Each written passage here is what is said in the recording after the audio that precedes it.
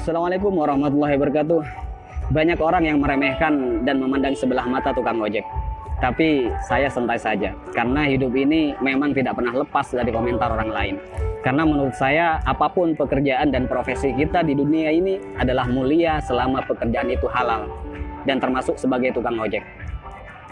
Menurut saya, ojek adalah pekerjaan yang membuat kita menjadi lebih tenang, santai, bebas, dan leluasa. Karena pekerjaan ini bisa mengatur waktu kita sendiri, dan bukan kita yang diatur-atur. Ada yang mengatakan hidupnya kurang beruntung karena jadi tukang ojek. Justru menurut saya, jadi tukang ojek adalah keberuntungan yang luar biasa. Karena profesi ini mampu memanage waktu kita sendiri, terutama waktu untuk beribadah kepada Allah Subhanahu wa Ta'ala. Ketika menjelang waktu sholat, kita bisa mematikan aplikasi dulu untuk menjalankan kewajiban sholat tepat waktu dan bahkan berjamaah di masjid. Kalau pekerjaan yang lain, saya rasa belum tentu bisa. Tak mengapa kita dipandang hina oleh makhluk. Yang terpenting tidak hina menurut pandangan Allah Subhanahu wa Ta'ala. Intinya tak perlu mendengarkan apa kata orang selama profesi yang kita geluti tidak keluar dari yang namanya koridor syariat. Syukuri seperti apapun keadaan dan kondisi kita, dan jangan selalu membandingkan dengan hidup orang lain agar kita tidak menjadi orang yang kufur nikmat. Dan yang perlu diingat, apapun profesi kita tetap harus Allah yang dijadikan prioritas dan tujuan utama. Karena Allah menciptakan kita, wa ma khalaqtul jinna wal insa illa liya'budun. Tidaklah aku menciptakan jin dan manusia semata-mata hanya untuk beribadah kepadaku. Maka apapun status kita, apapun profesi kita dan pekerjaan kita, dan apapun peran kita dalam hidup, niatkan semuanya untuk ibadah kepada Allah Subhanahu wa Ta'ala. Ada sedikit motivasi dari saya, semoga bermanfaat. Bismillahirrahmanirrahim. Banyak orang kaya gelisah dengan kekayaannya dan hitung-hitungan dalam bersedekah, bahkan bersifat pelit dan kikir. Banyak artis bercerai padahal pasangannya sempurna, kaya, ganteng dan cantik. Banyak pejabat korupsi, padahal puluhan juta gaji dari jabatannya. Banyak polisi yang tak mengayomi, tapi malah memeras rakyat. Ada yang mengatasnamakan perjuangan, malah menilap dana bos. Banyak pembisnis sukses, tapi tidak jujur. Banyak yang masih bergelut dengan riba, hanya untuk gaya hidup.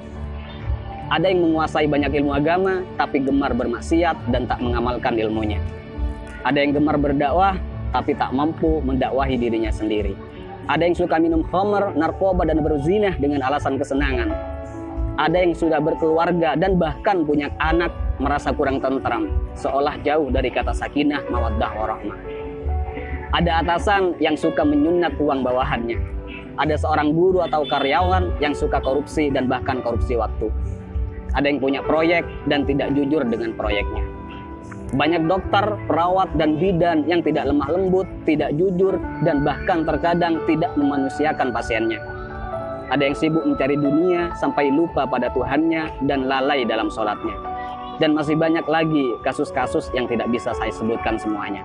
Mari kita berpikir, kenapa mereka demikian? Karena dalam hidupnya bukan Allah yang mereka jadikan prioritas dan tujuan utama.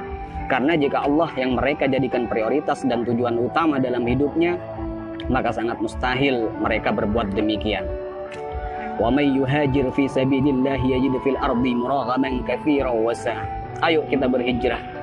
Karena ketika kita berhijrah dan lalu Allah kita jadikan prioritas dan tujuan utama dalam hidup, maka Allah akan meluaskan rezeki dan kelapangan hati untuk kita.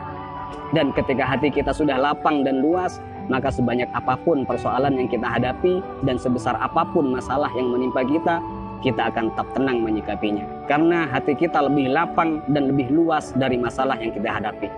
Tapi jika dalam hidup bukan Allah yang kita jadikan tujuan utama, maka hati kita akan sempit. Jadi sebanyak apapun harta kita, setinggi apapun pangkat dan popularitas kita, semua malah tak akan henti menggelisahkan dan bahkan membingungkan.